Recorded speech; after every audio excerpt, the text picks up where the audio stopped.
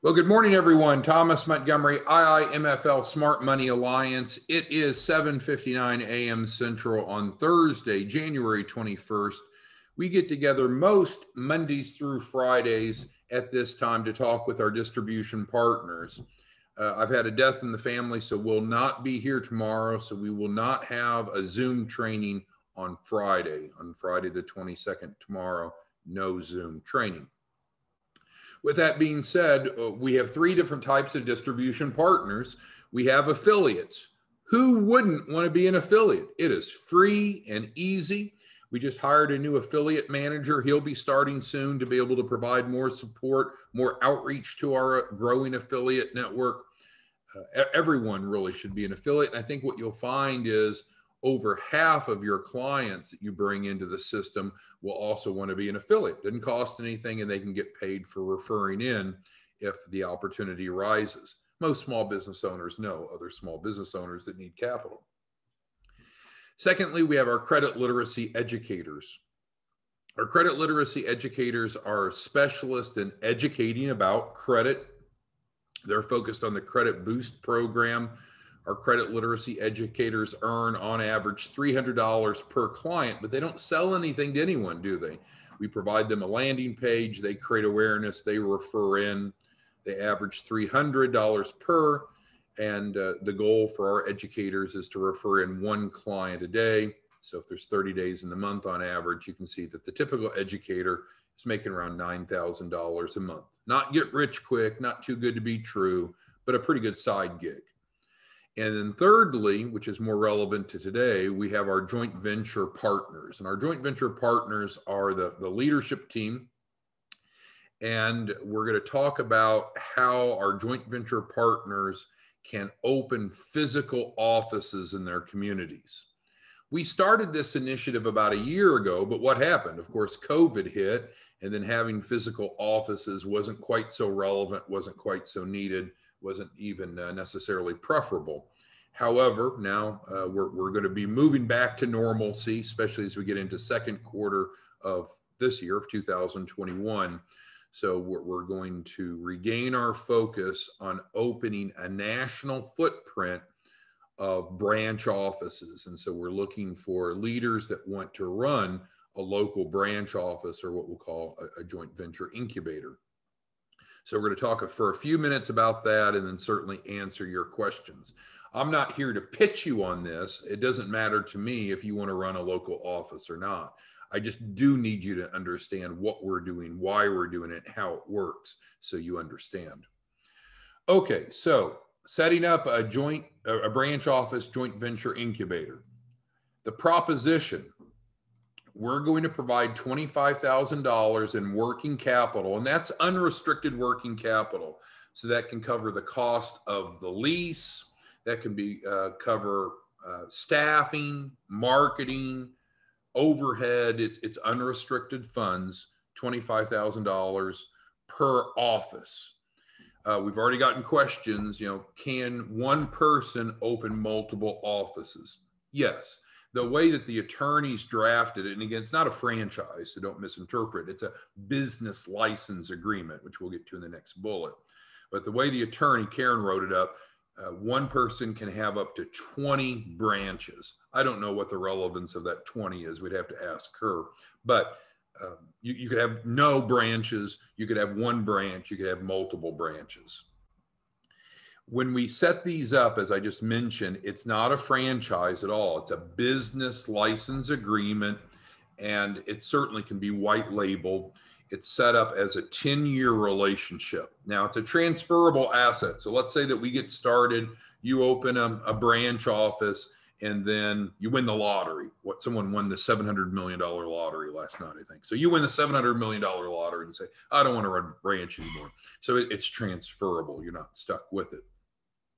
The cost of the business license is the equivalent of about $400 a month, which is just an absolute no-brainer, isn't it? Because it includes the $25,000 in working capital. And if we had just one referral a month, one client a month, you'd be profitable. Obviously, the goal isn't to have a true office and only generate one client a day. if you need some analogies, think about H&R Block offices, State Farm offices, Edward Jones offices. Those are examples of financial services of one type or another that sees the benefit, even though we live in a virtual environment and more traditional commercial activity happens online. Having a true physical footprint in a community is powerful. We're in Mineola, Texas, a big whopping 5,000 people, and there are 3 Edward Jones offices, maybe 4, but 3 that I know specifically where they're at. So we're certainly going to limit where we have no more than 1 branch office per 4 zip codes.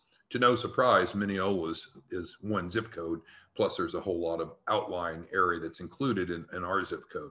So what's the point?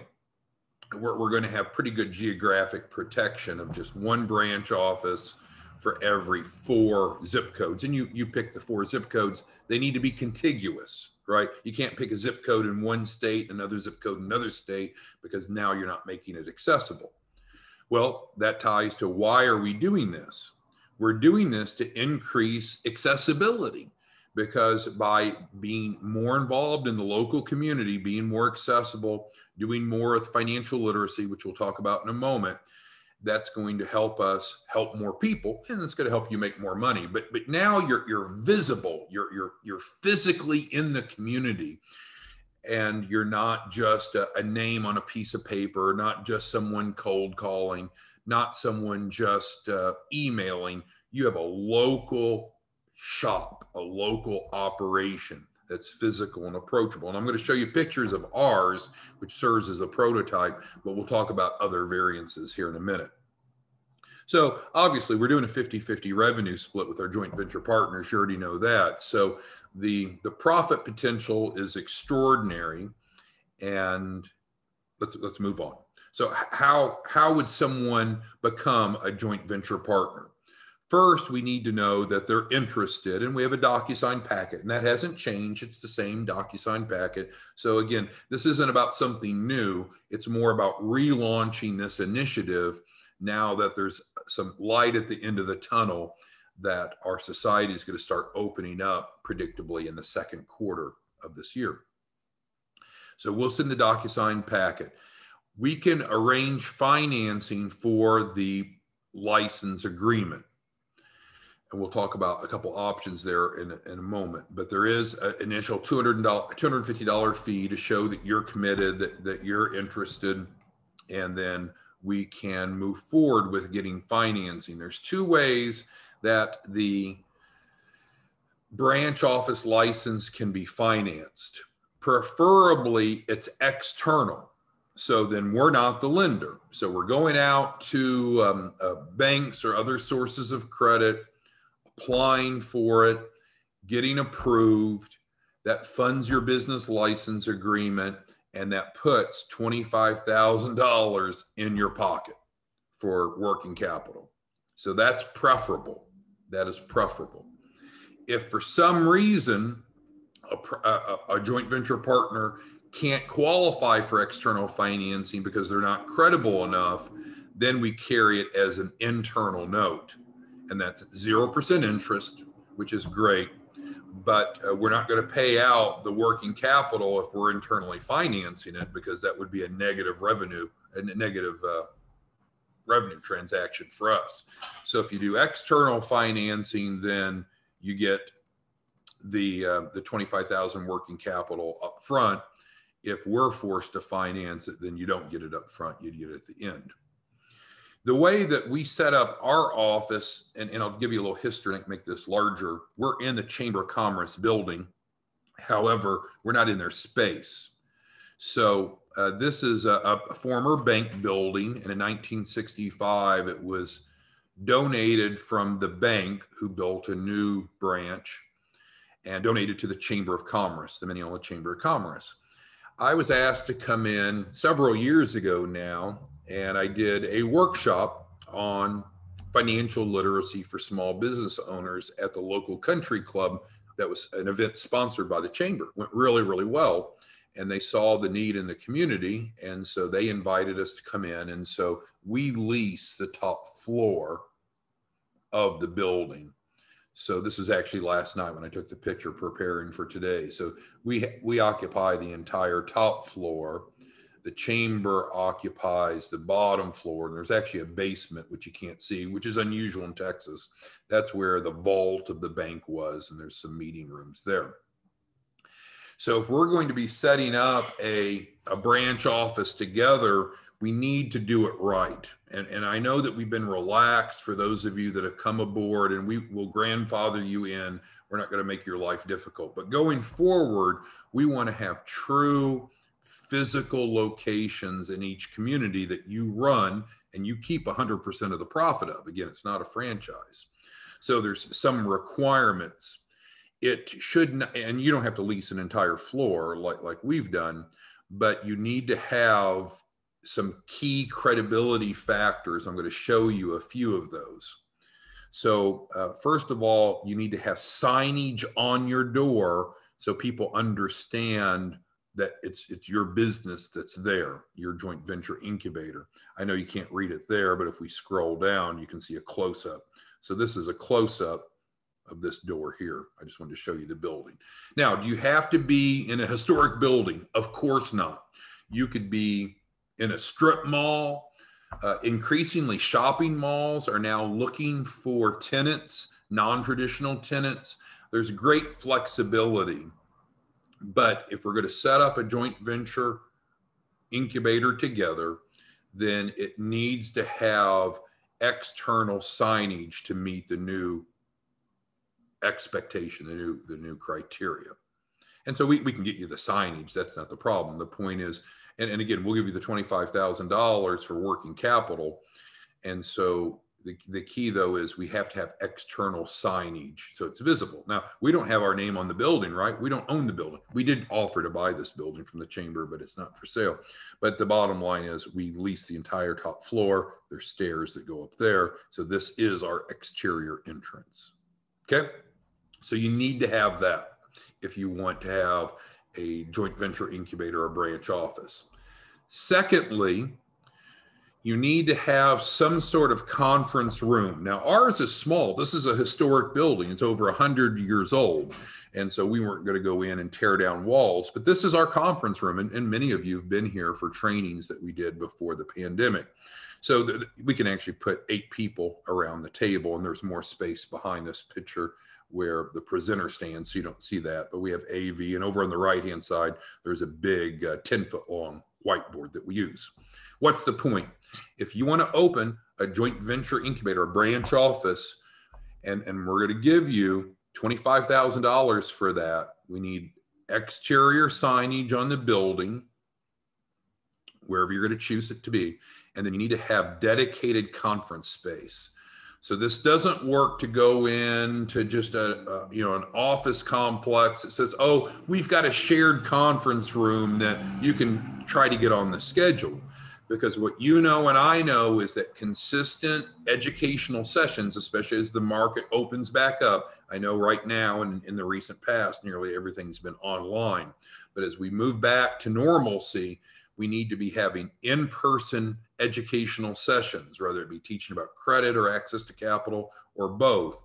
And so if we're going to pony up $25,000 for your office, we want to make sure that you have exterior signage in whatever type of structure you're in, and you need to have a conference table that seats at least 6. Now, if you plan on doing a lot of education, 6 is going to be very constraining, but that is our model to do small groups. And then in terms of the virtual incubators, this is not where you can provide small business. Let me rephrase that. As a virtual incubator, you'll have commercial addresses to provide to small businesses so they meet credibility standards. But this is not set up to be a traditional incubator where everybody gets an office in your space, and I'll tell you why in a moment, or even shared space. Now, this is one of our workstations, and it's actually where we do our credit pulls from. So it's a dedicated locked room, dedicated server that the rest of the employees and certainly the general public doesn't have access to. Has a pretty cool view out the window there. But the bottom line is, in your virtual incubator, you'll probably want to have an office. And frankly, my desk is not near that clean, but you'll probably want to have, and this is one of those cool ones that raise up and down so you can stand and work or sit and work. But you will want obviously an office for yourself, and then depending upon how much staff you plan on hiring will determine how much space that you need. And so we're all in at 25,000. So it's up to you to manage that budget. So, we lease an entire floor. You may want to get more space. You may want to get less space, but obviously you're going to need at least one workstation for yourself. And then for whomever else that you have, you may have W-2 employees. You may have 1099 employees or representatives. That's up to you. So let's go back, and I want to spend most of our time today talking about, I'll mention my truck here. So this is under the EIN of the business, $71,000 truck, doesn't report on personal credit because we follow what we preach. And that's probably what you'll do as well. You may even wrap yours, but the bottom line is we can get you, in addition to the 25,000 working capital, we can get you a company vehicle that's obviously 100% tax deductible because it's truly in the company name. It's not in your name. And therefore, if it's titled in your name and the insurance is if it's titled in the company's name, insured in the company's name, then all the associated expenses are obviously fully deductible. You don't have to track mileage or any of that nonsense. But that was a distraction. So let's go back to here, make this a little smaller. So again, no training tomorrow. We were planning on talking about this tomorrow, but we're doing it today since I'll be out tomorrow. And the point is not to try to persuade any of you to become a branch office joint venture partner. Doesn't really matter to me, but I need you to understand how it works. In truth, this is a full-time gig, and that's one of the things that we learned. We need to have a true physical office wherever you are, Robert in San Francisco, wherever you're at. We need to, Will in New Jersey, there needs to be a true physical office if you're going to run a branch office. It needs to have exterior signage. It needs to have some, at least minimal training capacity. And of course, needs to have dedicated space for you to work in. So that does not mean that we go to a WeWork or a Regus and do a virtual office lease, because then you don't have dedicated workspace. You don't have dedicated conference room space. And again, we're throwing 25 grand in. So that should be more than enough to get you up and going. What questions do any of you have about the branch office joint venture model? What questions? All right, and Tony's concerned, so let's reemphasize to Tony. Tony, everyone that's in is grandfathered. So like you and Barry and Billy and Robert, a number of you are already joint venture branch office managers. You do not have to comply with these requirements that I'm going through. You don't have to go lease a space. You don't have to have exterior signage. You don't have to have dedicated controlled training room. That, of course, you could lease out to other people and make revenue out of it. You don't have to have dedicated workspace. But going forward, we're going to set these up right. And so 25,000 in working capital to set it up. Thank you, Tony, for the question. But those of you that are grandfathered, you're grandfathered. Going forward, no grandfathering. The rest are going to be fully compliant and set up properly. Okay, so let's see. Joseph has, and Joseph brings up a great point. So when you're picking the 4 zip codes that you want for your protected territory for your branch office, some zip codes have more population than others, don't they? But again, we chose to be here for a couple of reasons. Number one, we were invited in by the Chamber of Commerce to help spur the economic development of the community. But we're in a zip code, and I don't know what our zip code's population is. I'm going to guess the whole zip code is 10,000 people. I don't know, but that's a good guesstimate. So obviously there's less people to help in a zip code of 10,000. Now you're getting 4 zip codes, Joseph, than maybe where you would select. But again, stop and look. Well, where has Edward Jones put offices? Where has State Farm put offices? Where is H&R Block? And I know those are different types of financial services, but we want to have physical branch offices in every community, quote unquote, every community across the country. We hope to open our first 100 this year. We planned to do that last year, and then the pandemic hit. So these will start opening in the second quarter, but as of now, we need to start working with you to find out if you want to run a joint venture branch office or not. We got a question from Elon. Elon is asking about referrals. So yes, we continue to pay $5,000 to you for every branch office joint venture partner you bring us. So I didn't mention that, and I should have. So that's what's in it for you to bring someone, $5,000. Okay, so other questions that any of you have about this concept. Again, I'm not here to persuade you to do this. This may be a good fit, maybe a terrible fit. That's not really my concern. You just need to be aware of our growth trajectory, and that includes opening branch offices in 100 markets in 2021, and then moving the mentoring, frankly, from our offices up here on the second floor to your local offices in your community for the clients that you're working with. Now, you could have a branch office in San Francisco like Robert's going to have here soon, and he could still help clients from Seattle, Washington. Of course, those clients aren't going to come from Seattle and go sit in his conference room in San Francisco. But the primary goal of the branch office is to get real depth in the local community. So you become a member of your local chamber. We talked about B&I chapters earlier this week. So what will happen is the majority of your clients for branch offices will be local in your community. And therefore, when you're doing the mentoring with them, you can either do it telephonic, online, or even have them come sit down in your conference room, break out the whiteboard, which isn't depicted, it's over here on the right-hand side. You help them watch videos so you can be much more engaging.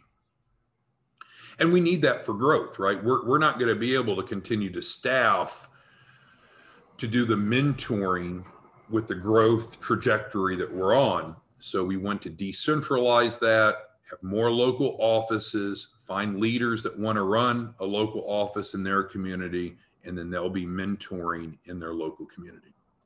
Okay, other questions that anyone has? Other questions?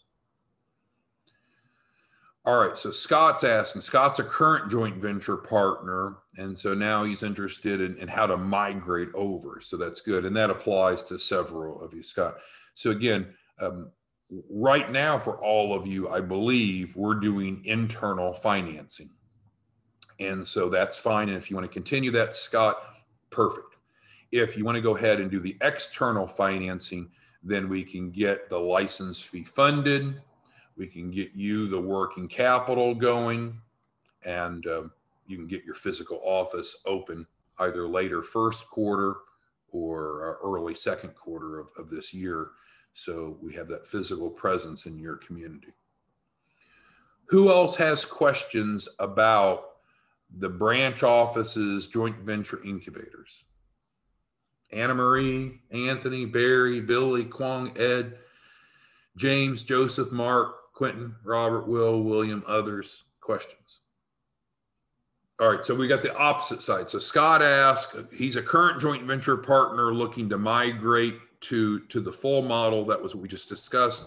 Now the question is the opposite. So if you're a current joint venture partner, but you don't want to take on the physical office responsibilities, you want to stay virtual, that is fine. You're grandfathered in. Anyone that's already set up, grandfathered in. Third scenario, which is what Barry just popped up here. So Barry is the third scenario. He's a current joint venture partner, and he already has an office that meets these circumstances.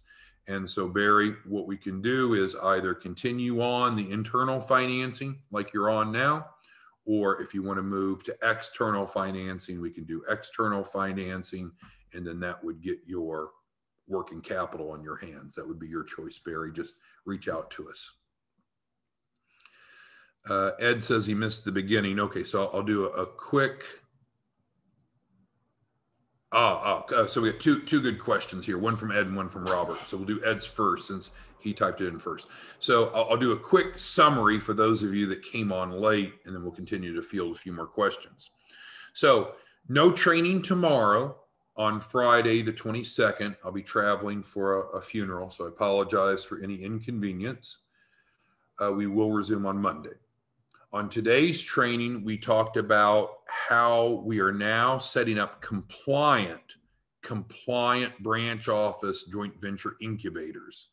And so this is an option. If you want, you get $25,000 in working capital. We set up a 10-year business license agreement. It's not a franchise. It's very affordable. Break even's less than one a month. And if we should be doing, obviously, more than one a day.